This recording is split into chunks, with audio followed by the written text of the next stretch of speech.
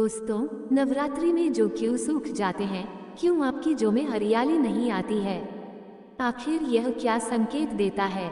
नवरात्रि में जो अखंड ज्योत जलती है, उसकी बाती का हम क्या करें? साथ ही साथ यह भी जानिए कि नवरात्रि में जो कलश के नीचे चावल रखे जाते हैं और उसके ऊपर नारियल रखा जाता है, उसका हम क्या करें और बचे हुए तेल का क्या करें? मिस्टिक मॉर्निंग्स चैनल में जानिए सब कुछ, वह भी विस्तार पूर्वक से। दोस्तों, जो भक्त सच्चे दिल से माता रानी की पूजा आराधना करते हैं और उनकी भक्ति में लीन हो जाता है, तो माता रानी उसकी सच्ची भक्ति से उसकी पुकार अवश्य सुनती है और जो इच्छाएं उसके मन में होती हैं, तो माता रानी उसे वह सब कुछ देती हैं जो उसको चाहिए होता है। माता लक्ष्मी दोनों हाथों से धन की वर्षा करती है। माँ दुर्गा इस पर अपनी कृपा दृष्टि बनती है, जो नवरात्रों में खास तौर पर माता की सेवा में लग जाता है।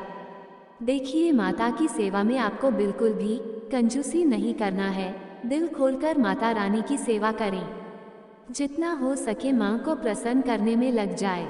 साल भर के इस त्योहार में माता धरती पर आती है और इस पर कृपा दृष्टि बनती है। जो माता को सच्चे हृदय से प्रसन्न करता है, उसे रंग से राजा बना कर ही जाती है। फिर चाहे वह राजा हो या भिखारी, माँ की नजरों में वह सबसे बड़ा है, जिसकी भक्ति में प्रेम, आस्था और माँ के प्रति सच्ची लगन हो। इसीलिए माँ की भक्ति में आनाकानी ना करें।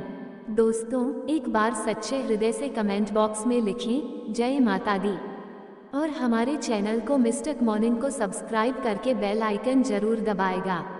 दोस्तों, सबसे पहली बात, नवरात्रि में हम एक माटी के प्याले में जो बोते हैं ताकि हमारे घर में सुख शांति बनी रहे और माता प्रसन्न हो जाए। जो जब हरे भरे होते हैं तो घर में हरियाली आती है और सुख समृद्धि की प्राप्ति होती है। जब जो हरे भरे होते हैं तो समस्त देवी देवता खुशियां मनाते हैं और घर की उन्नति के लिए कामनाएं करते हैं, आशीर्वाद देते हैं।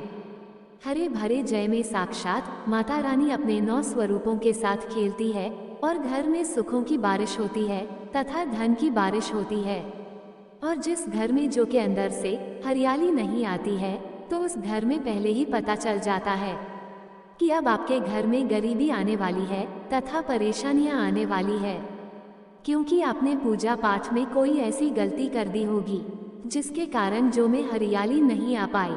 देखिए, आपको बता दे, हैरानी वाली बात तो है, बिना पानी के माटी में जो डालते ही उग जाते हैं, वो भी बिना देखभाल करें हरियाली उसमें निकल आती है। लेकिन जब हम कलश स्थापना करते हैं और जो होते हैं, तो ये बहुत ही सोचने समझने वाली बात है कि आपकी देखरेख में, और जबकि आपने पानी बराबर डाला, परिवार ने अच्छे से देखा, फिर भी ऐसा होने के बाद जब उसमें जो ना निकले तथा हरियाली ना आए, तो समझ ले साक्षात माता रानी आपसे नाराज है, क्रोधित हो चुकी है। माता रानी अपनी संतान को सदैव माफ कर देती है। आप सच्चे हृदय से माता रानी से माफी मांग ले। माता करुणामयी है और अपने भक्तों को, अपने बेटों को, अपने लाल को वह सदैव माफ करती हैं। जो हमें कम हरियाली आना मतलब घर में धीरे धीरे खुशियों का वास होगा और ज्यादा हरियाली आने पर धन की वर्षा होगी, तेजी से व्यापार दिन दुगनी रात चौगुनी बढ़ेगा। कई लोग जो में रोज पानी डालते हैं, जो कि इसमें पानी नहीं डाला जाता बल्कि पानी का छींटा मारा जाता है, इसलिए जो सड़ जाते हैं, खराब हो जाते हैं। ऐसा ना करें और इसी कारण हरियाली नहीं आती है। ज्यादा पानी डालने से ये खराब हो जाते हैं। दोस्तों, जो जब आपके घर में हरे भरे हो जाए, तब इसमें चांदी का सिक्का या 1 रुपया का सिक्का जरूर डालें। सिक्का डालने से माता रानी प्रसन्न होती है और आपके घर में धन का आगमन होना शुरू हो जाता है। दोस्तों, नवरात्रि समाप्त होने के बाद हरे भरे जौ का क्या करें, आइए जानते हैं मिस्टिक मॉर्निंग्स चैनल के माध्यम से। पहले बात तो यह कि इसमें जो अपने 1 रुपया का सिक्का डाला है, उसे आप अपने धन रखने के स्थान पर रख लें, इससे धन में बढ़ोतरी होती है। दोस्तों, और अंत में नवरात्रि समाप्त होने के बाद इन जौ में से थोड़े पत्ते माता रानी के प्रसाद के स्वरूप में पूरे परिवार को खिलाएं। इसके पत्ते खाना बहुत ही शुभ और मंगलकारी माना जाता है। इसे जो भी खाता है वह जल्दी बीमार नहीं पड़ता और बाकी आप इन जौ को गंगा में विसर्जित कर दें या नदी की धारा में छोड़ दें। इससे आपका व्रत संपूर्ण और सफल हो जाएगा। दोस्तों, कई लोग अपने घर में अखंड ज्योत जलाते हैं और जो बाती होती है तथा तेल बाती, उसे कई लोग इधर उधर फेंक देते हैं या अपने घर में संभाल कर रख लेते हैं या फिर पानी में डाल देते हैं, जो कि इससे आपको कोई फायदा नहीं होता। जो अखंड ज्योति होती है उसे आप मामूली ना समझें। ये बुझाने के बाद भी जागृत अवस्था में होती है। इसमें साक्षात माता दुर्गा का वास होता है। ये चैतन्य अवस्था में होती है, जागृत होती है। दोस्तों, नवरात्रि समाप्त होने के बाद इसके बचे हुए तेल को आप बच्चों की मालिश करने के लिए रखें और आप भी इसे मालिश करें। इससे आपकी सभी बीमारी दूर हो जाएगी और आपके ऊपर सकारात्मक का संचार होगा। और साथ ही साथ जो अखंड ज्योति की बाती होती है उसे आप अपने बाजू में बांध ले। ऐसा करने से आपको धनी होने से कोई नहीं रोक सकता। बच्चे बड़े सभी बांध सकते हैं। इसको बड़ा करने के लिए इसमें आपको कलावा बांध सकते हैं। दोस्तों, नवरात्रि में जब कलश स्थापना की जाती है तो कलश के नीचे चावल जरूर रखे जाते हैं और कलश के ऊपर एक नारियल भी जरूर रखा जाता है। ऐसे में हम इन दोनों चीजों का क्या करें, लिए जानते हैं। सबसे पहली बात, कलश के ऊपर जो नारियल होता है उसे आप कन्या पूजन में तोड़कर कन्याओं को बांट दें और आप भी माता रानी के प्रसाद के स्वरूप में खा ले। आप चाहे तो नारियल सबूत ही गंगा में विसर्जित कर दें। दोस्तों, और जो कलश के नीचे चावल रखे जाते हैं उसे आप थोड़ी हल्दी में पीला करके एक लाल कपड़े में बांधकर अपने धन रखने के स्थान पर रख लें या अपने पस में रख सकते हैं। इससे तेजी से धन बढ़ता है, माता लक्ष्मी की कृपा प्राप्त होती है। और बाकी चावलों को आप पक्षियों को डाल दें या गंगा में विसर्जित कर दें और जो कलश और जो होते हैं उसे आप गंगा में विसर्जित कर दें। ऐसा करने से नवरात्रि का संपूर्ण फल प्राप्त होता है और व्रत रखने का फल शीघ्र ही मिलता है। दोस्तों, और भूल कर भी यह गलती कभी मत करना। गंगा में कचरा आदि धूपबत्ती के डिब्बे, माचिस के डिब्बे भूल कर भी मत डालना। सड़े गले फूल गंगा में नहीं डालना चाहिए।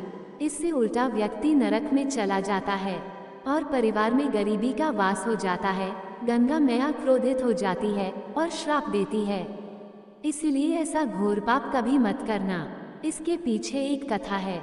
जब गंगा मैया भगवान शिव से शिकायत लेकर पहुंची, तब भगवान शिव कहते हैं, जो मनुष्य गंगा को मेला करेगा वह कभी पवित्र नहीं कहलाएगा, वो हमेशा नरक में भट रहेगा, उसे मोक्ष प्राप्त नहीं होगा। वो नरक की भांति इसी पृथ्वी लोक में भ्रमण करता रहेगा। इसलिए गंगा को मैला नहीं करना चाहिए, नहीं तो आपका समस्त पुण्य नष्ट हो जाएगा, आपका पुण्य भूत पिशाच को प्राप्त हो जाएगा। दोस्तों, अगर आपको माता रानी की चुनरी उपहार में मिली है, जैसे जागरण आदि से या किसी पंडाल से या धार्मिक यात्रा से, तो ऐसी माता की चुन्नी मिली हो तो ऐसी चुन्नी बहुत ही शुभ मानी जाती है। इससे आपका वैवाहिक जीवन सफल हो जाता है। माता रानी की चुन्नी को आप संभाल कर रखें। इसे आप करवा चौथ पर, वट सावित्री व्रत आदि में या किसी पर्व पर, त्योहार में अवश्य पहने। इसमें माता रानी का आशीर्वाद प्राप्त होता है जो आपको प्राप्त हुआ है। ऐसी चुनरी सदैव संभाल कर रखें, क्योंकि माता की चुनरी जागृत अवस्था में होती है। इसे मामूली ना समझे। दोस्तों, 3 वृक्ष ऐसे हैं जिन्हें नवरात्रि के दौरान मात्र छूकर घर पर आ जाने से आपका भाग्य चमक जाता है। नवरात्रि में इन वर्षों में माता शेरावाली का वास होता है, 9 देवियों का वास होता है।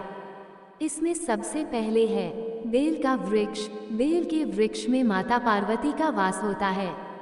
खासतौर पर नवरात्रि में मात्र इस छूने से आपकी जो भी इच्छा है वह पूर्ण हो जाती है। बस आपको सच्चे हृदय से इस वृक्ष को छूना है। और दूसरा वृक्ष है पीपल वृक्ष। नवरात्रि में पीपल वृक्ष को छूना बहुत ही शुभ माना जाता है। इसे छूने मात्र से आपकी सभी मनोकामनाएं पूर्ण हो जाती हैं। लेकिन आपको इसके जागृत अवस्था यानी कि नवरात्रि में ही छूना है। तीसरा वृक्ष है बट वृक्ष, जिसे छूने मात्र से ही आपकी सभी मनोकामनाएं पूर्ण हो जाती हैं। लेकिन आपको नवरात्रि के दिन ही ऐसा करना है, जो कि बहुत अच्छा माना जाता है। सच्चे हृदय से इन वृक्षों को छूकर अपनी मनोकामनाएं अवश्य मांगे।